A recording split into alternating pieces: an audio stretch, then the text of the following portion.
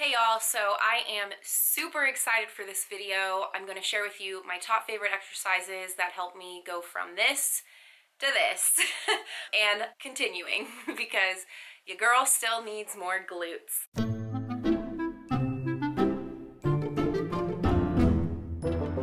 I am an IFBB Bikini Pro. I've been competing for 8 years now. I am somebody, I literally built my glutes from nothing. I built them through training and eating.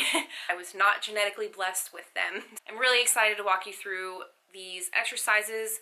These are my favorite ones that I found to not have only worked well for me, but my clients as well. So first and foremost, we gotta touch on nutrition. You gotta make sure you're eating enough to actually allow for the muscle to grow. Think of it this way, your body's primary goal is to just keep you alive. So if you are not eating enough to facilitate that goal, your body doesn't give a shit about growing some glutes, okay? So make sure you are eating enough to allow for that growth to happen. Before we dive into the bulk of this video, I do want to talk concepts first because in all reality, concepts and understanding these things is going to help you so much more than just what exercises are the best. Honestly, I think these could be a multiple video series, but just for the sake of this video, we're just gonna touch on them here. Future Aria here. I'm gonna throw on the screen a little summary that you can screenshot to remember these key concepts from this video. As I'm editing this, I realized I left out a key piece that is hip hinge. So hip hinge is the key to maximizing your movements for glutes. Now I'm gonna stop talking and get into it.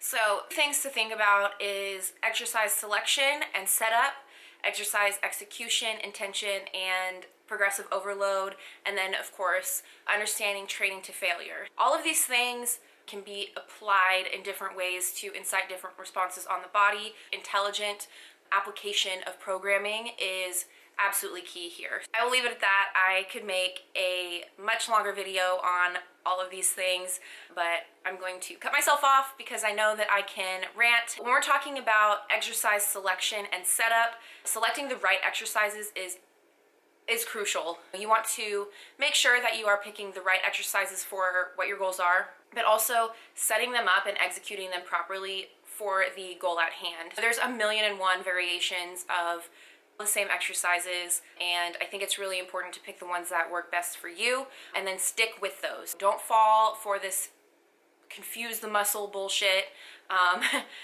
Pick the exercises that work, stick to them, and because you are being consistent within the movements you are choosing and the variations you are choosing, you're going to be able to accurately track your progress, and that's going to help you in nailing the progressive overload piece and training to failure, because that is how you're going to track progress, which is what is going to ultimately drive muscle growth over time. A little bit on progressive overload. All that means is, are you getting better at performing this movement every single week? A lot of people mistake this for thinking, oh, add more weight, add more weight.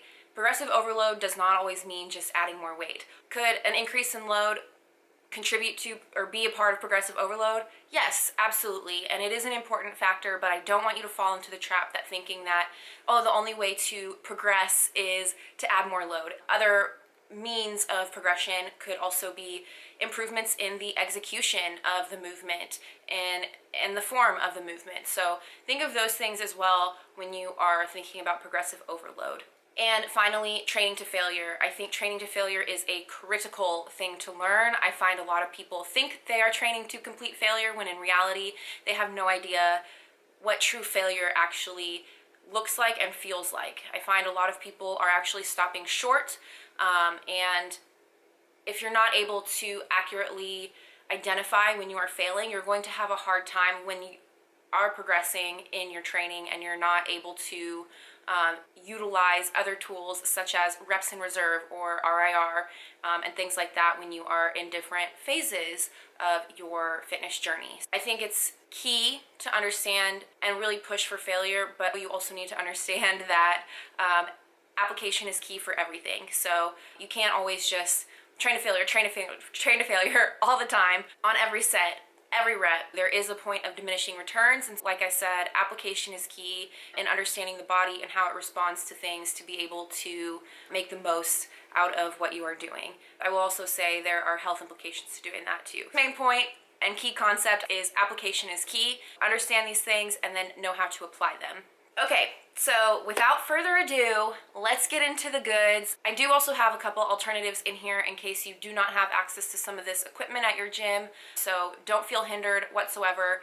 Like I said at the beginning, there is 101 variations. It's all about finding what works for you and what you have access to. Okay, so first up is the trap bar RDL. I absolutely love this variation of the RDL. It allows more of a neutral grip rather than your hands out in front of you. It takes a little bit of pressure off the shoulders. If I didn't have access to the trap bar, I would probably opt for a V-squat RDL, which I will also put up here on the screen. And the execution is going to be exactly the same. It's just you're changing how you're loading the movement, right? The V-squat RDL is going to be more of a spine-loaded movement rather than the trap bar. If I didn't have access to either one of those, I would honestly probably opt for a dumbbell variation. But those are my top two favorite RDL variations, hands down, of all time. So when I'm setting this movement up, you'll notice my feet are about hip width apart and they're facing forward. I'm not doing a sumo, anything. Keep your core nice and tight so that you protect your lower back. I like to think about like how I would brace as if someone were gonna come punch me in the stomach so that I am protecting my lower back in this hip hinge. And as you lower the weight, think about kicking your hips back rather than just lowering the weight. Your hips are what are driving the movement, not just moving the weight from point A to point B. And that would remain consistent, honestly, with any exercise you're doing. We're doing more than just moving the weight. Intention does matter. The second your hips stop moving backwards, that's the end of the movement. That's the end of your range of motion, and that's where you're gonna wanna stop. Anything lower than that is going to add load onto the spine and is just unnecessary. We are moving through the eccentric or the lengthening portion of the movement, very controlled. In this video, I'm going with about a 3-count negative, and then on the way up, again, we're not just standing up, I'm really thinking about shortening my glute, and that is what is driving me to come back up into the concentric portion of the movement, not just standing up. So really think about initiating from the top of your glute to help you come back up into a standing position. I also want to point out that I am not looking in the mirror and I am not keeping my head up and putting my spine out of a neutral position. I would say that is one of the biggest things that I see when people are performing an RDL is they're looking in the mirror. I obviously don't have a mirror in front of me, so I can't look in the mirror, but I'm also not, keeping my head up and creating a bend in the spine. I have a nice flat back and that extends all the way up to my neck.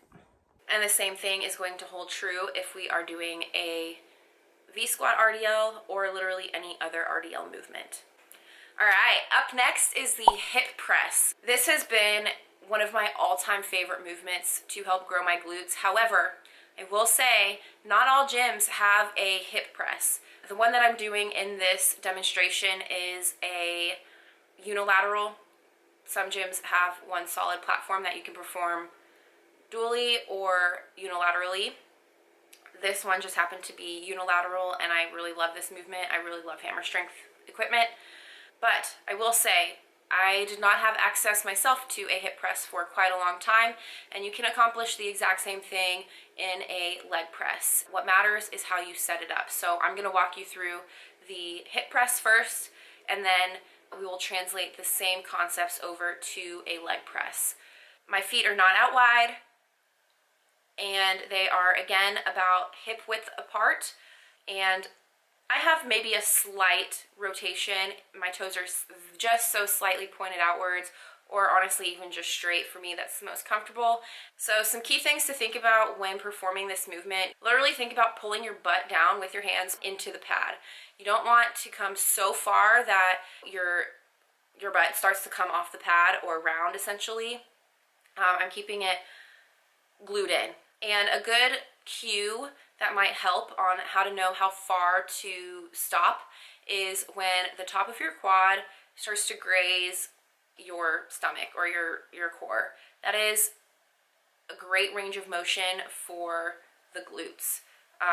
The other thing I should mention in regards to foot placement, it is also very high on the platform. So my feet are narrow, about hip width, and very high on the platform, so that I'm going to bias the glute. If I wanted to get more of my quads, I would lower my foot on the platform, and honestly, I would even go for a larger range of motion here. So instead of just stopping where the top of my quad starts to graze my stomach, I would go maybe a little bit deeper than that.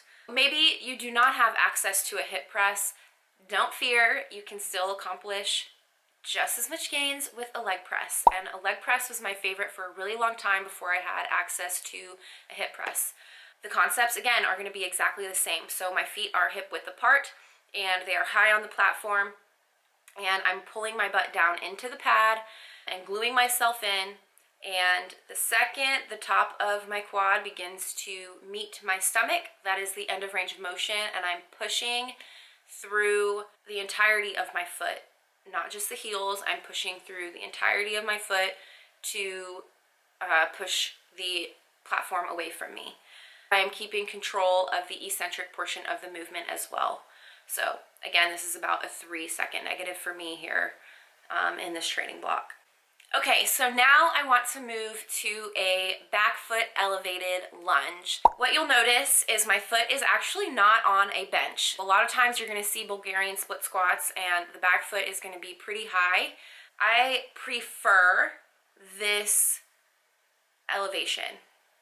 And this one is on the Smith machine. I also like this movement with a dumbbell, and in a case where you are using a dumbbell, hold on to a bench or hold on to something stable, so that not trying to stabilize while trying to maximize muscle recruitment for the glutes. I have really grown to love the Smith machine variation. In the past, I actually used to prefer a dumbbell, but lately I've just really engaged really well with a Smith variation. So similar here, same concept if you haven't noticed. A good range of motion is when stomach starts to meet the top of the quad. And this is going to pull out a lot of quad from this movement. The whole point of this is to bias the glutes. Where you place your foot is going to be dependent on you as an individual. We're all built a little bit different. For me, I kick it out a little bit more in front of like the Smith bar, but you really want to make sure that you're keeping your knee stacked over your ankle. So as you're lowering the weight, you don't want your knee to come so far forward. Again, I'm really controlling the eccentric portion of the movement. Neglecting the eccentric portion of the movement is probably one of the most common things I see, and that is something that has really driven a lot of growth for me and my athletes as well. So don't neglect this. As I'm coming up, I am really driving through my foot and thinking about like pushing through the floor, and I'm pushing with equal pressure on all parts of my foot. Okay, I absolutely love this movement, and this is the multi-hip machine. A lot of gyms actually do not have this piece of equipment, and it is one of my all-time favorite pieces. So I would prefer this over a kickback, like a cable kickback. So right off the bat, one thing you're going to notice is I have a purple band, and that is to help lock me into the machine and provide some stability. I am controlling the negative, so as my knee starts to drive up closer to my face. What I like about this machine in particular is you're able to get a larger range of motion than how you would typically see someone set up a cable kickback, where the pulley is low.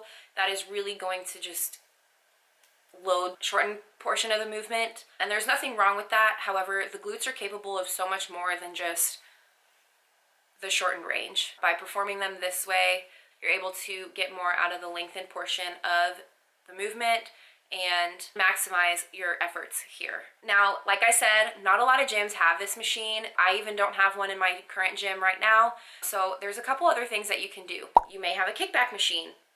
I really like this kickback machine in particular. This is also one you might not see in a gym, but I prefer this to what I most commonly see when I go to other gyms, because this still allows me to lock myself into place, and I'm still getting a good range of motion and allowing for a full stretch in the glute rather than prioritizing the shortened position. Again, if you don't have this machine, don't fret. You can totally set this up on a cable. The other thing before we move on, I do want to point out is the reason I have a red band here is to alter the resistance profile a little bit, just because this machine, when you're in the short, the load lifts a little bit, and by adding the band, it allows more resistance in the shortened position, so I can get a good loaded contraction. Now, maybe you don't have access to a machine like this either, and that is totally okay. You can also use a traditional cable, and I did that for many, many years, and the concept is going to be exactly the same. However, like I said before, you don't want to just put the cable all the way down and only get that short range of motion. The goal here is to fully stretch the glute. So here I have the pulley, honestly, it's like somewhere around hip height, maybe a little bit higher. And that is going to allow for a full stretch and encourage the larger range of motion that we're getting in something like a multi-hip machine. Another thing you could do if you feel unstable when you perform this movement, you could also set this up on a bench. So just pull up a bench and put it either flat or honestly even at an angle and rest your other knee on it and then perform it exactly the same. A few moments later. I had to switch to my phone because my camera started to overheat. We have 2 exercises left and I want to talk about the V squat. I prefer a squat on a V squat as opposed to a traditional squat. You'll notice here I am not going ass to grass. I'm not trying to touch my hamstrings to my calves. We want to stop in a range of motion that is going to bias the glute and pull out other muscle groups that we maybe do not want to pull in quite as much. If I were to go to ass to grass, you're definitely going to get more quads. So same thing with this movement. You're going to notice a lot of parallels. My feet, again, are about hip width apart and they're facing forward. I'm not doing a sumo stance. That is going to pull more of your inner thigh or your adductors in. I'm thinking about controlling the eccentric, and when my knees get to pretty much a 90-degree angle, that's the end of the movement. Again, a good cue is when the top of your quad starts to graze your stomach. So concept is the same here. In terms of how I'm lowering the weight, I'm really prioritizing the eccentric. This is about a 2 or 3 second negative here. One thing I really want to call out is if you look at this red machine over next to me, that is not a V squat that you're going to be able to do in reverse like I am doing here. The reason for that is your spine would be put in a not neutral position, and that could cause some serious injury, especially if you're lifting heavier loads. So just like we were talking about with the RDLs, you want to make sure that you're keeping a neutral spine here, and you just want to make sure you're picking a good piece of equipment that isn't going to allow you to set up in a safe manner. So you'll notice that this one has pads the one that I'm using has pads that extend out, so that way you can perform a reverse V squat without having to put any strain or misalignment on your neck. Now, if you do not have a V squat, another movement that I really love is a Smith machine squat. I'm going really slow here on the negative. I'm not doing a lot of weight and I'm not pushing to failure whatsoever here. Very much the same thing here in terms of setup. My feet are about hip width apart. I actually do have my feet kicked out in front of me a good amount so that I'm able to get into a 90-degree angle. Again, when the quad hits the belly, that's a good indicator that your range of motion is good for the glutes. I'm controlling the negative here. I actually have a slight pause in the bottom before contracting the glutes and coming back up. And of course, it would not be a glute video if we did not talk about hip thrusts. So I have 2 different videos here. One of them is on the Panada, which is the red machine that is a stack, versus the Nautilus, which is plate loaded. I really love both pieces. What I like when you're looking at machines, picking a machine, some gyms may have multiple hip thrust machines. You really want one where the back is going to move. If you notice, as I'm moving around and lowering the weight, the back is moving with me rather than in a fixed position. The Nautilus is the same thing. it just extends like a board all the way up my back to where the panada is just the kind of like my back and shoulders. So when you're setting up for a hip thrust, I don't like my legs to necessarily be like fully stacked and like a 90-degree angle. I have pretty long legs, so I kick mine out. Not a lot, actually, just a very small amount to make sure that I'm not allowing my quads to pull in more than I want them to. And in terms of a range of motion on this movement, the second that your knees start to come back towards your face, that is a good indicator that the movement is over. Any lower than that, you're going to get a lot of quad engagement. Just like the other exercises we discussed earlier, I'm controlling the negative and going nice and slow. And then as I'm pushing up, I am driving through my feet and really squeezing my glutes together at the top and getting a nice solid contraction before going nice and controlled back into the eccentric. One thing I really like doing too is adding a band to glute drive. And the reason for that is just like how we talked about on the kickback machine, that really allows you to add a little bit more resistance in the shortened position. So I do that sometimes when I am on the plate loaded Nautilus machine. You could also do that with a panada type piece of equipment as well. I have lifted in gyms where we do not have a hip thrust machine at all. So my other favorite is going to be, honestly, I prefer it on a Smith machine, provided that you have a Smith machine that allows you to go low enough to get a glute range of motion. Sometimes you literally just can't go that low, in which case a barbell is always going to be a good option. And just like on any other hip hinge movement, we're also keeping our core nice and tight and engaged to protect the lower back. So I'm not allowing any like scooping of the back. We're keeping the spine in a neutral position, and we're taking pressure off of the lower back and making sure that the load is being placed in our glutes as we perform this movement. Okay, so I feel like I started to speed through those, but I really hope that you were able to start seeing some of the themes on how I execute movements so that you can also apply that to other lifts as well, and not just these specific exercises that I talked about in this video. Like I said at the beginning, concepts are what's really going to do you more good rather than just, oh, these are the best movements. With that said, I want to talk a little bit about some other questions that you might have in terms of glute programming.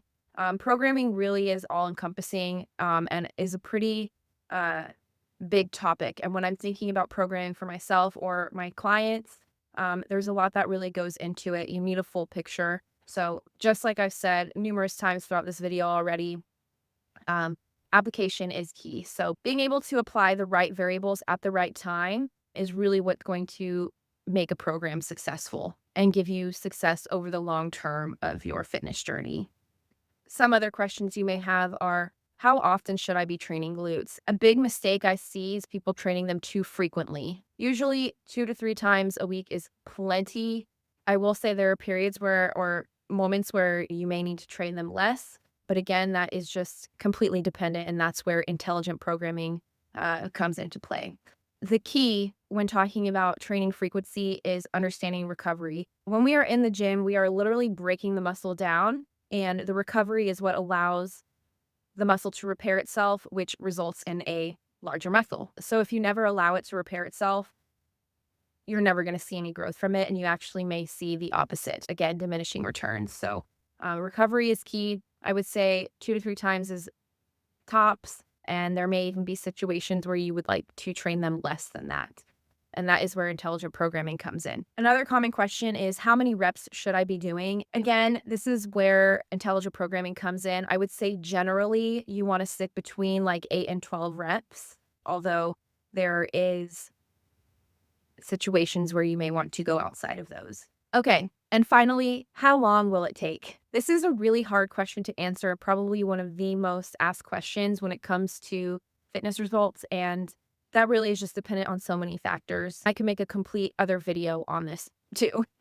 I really want to hone in on the fact that this is a lifelong journey. So if you focus on just getting 1% better every single time that you're in the gym, you are going to see results, and they will stack up fast. If we're talking about financial investing, there's something called compound interest. And I talk about this on my Instagram quite a bit. Over time, that interest is going to start adding up, and it's going to start paying larger and larger dividends. So Instead of focusing on how long it's going to take, focus on the smaller, more immediate goals in front of you, and that is going to be improving in the gym, and you're going to see tremendous results from that compounded interest. So don't get discouraged. I'm actually going to put some of my old training videos over here so you can see exactly where I started from. You know, I realized in some of the videos that I was breaking down today, I'm lifting pretty heavy loads, but you have to understand I've been competing, 8 years now, and I was an athlete prior to that. So don't give up on yourself. Just focus on getting better every single time, and you will see the dividends from it. These were literally videos from my first contest prep where I had no idea what I was doing.